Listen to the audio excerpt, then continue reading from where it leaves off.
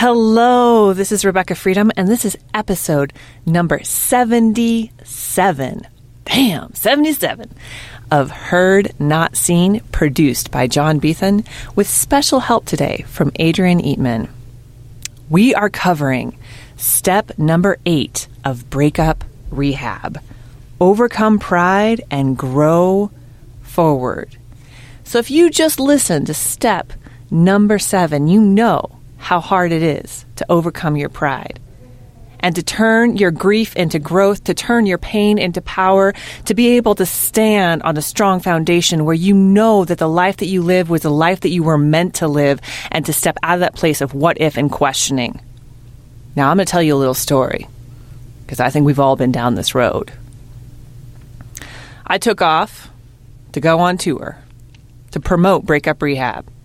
And I had the distinct pleasure of going to New Orleans, Nolans, as they would say, Nolo.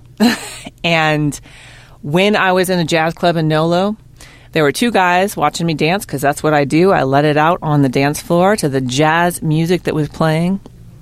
And conversation ensued when the band left the stage. And, people introduced me as, this is Rebekah. She's the author of Breakup Rehab. And I immediately felt embarrassed. I was like, God damn it. No one wants to talk about breakup. No one wants to feel like they failed. No one wants to feel like a failure. And in that moment, I had to go into talking about my breakups. What led me to write the book? And what led me to get there was the death of my parents, my years as an addictions counselor, and living life, never giving up on love. I knew that, but the person who was talking to me, we'll call him Joe, looks at me and goes, well, if you've been through so many breakups, what's wrong with you? Whew. In that moment, I was fired up. I was pissed.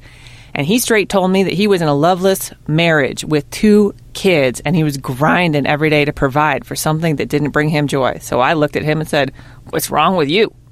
What is wrong?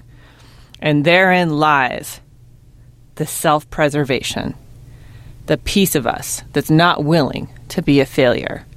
We're not willing to burn the fields and plant new seeds.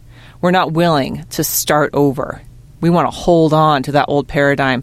In fact, sometimes we don't even know we're doing it, because all of the tools that we got to cope with life onboarded by the age of 5. All our coping mechanisms crystallized by the time we were teenagers. If you want to know more about this, I suggest that you buy the book, Breakup Rehab, Creating the Love You Want, on Amazon.com and on BarnesandNoble.com. And if you want to go to the source, go to newworldlibrary.com. So those coping mechanisms, those things to hold your survival in place, you know how you get past those and grow forward? You turn your survival into service.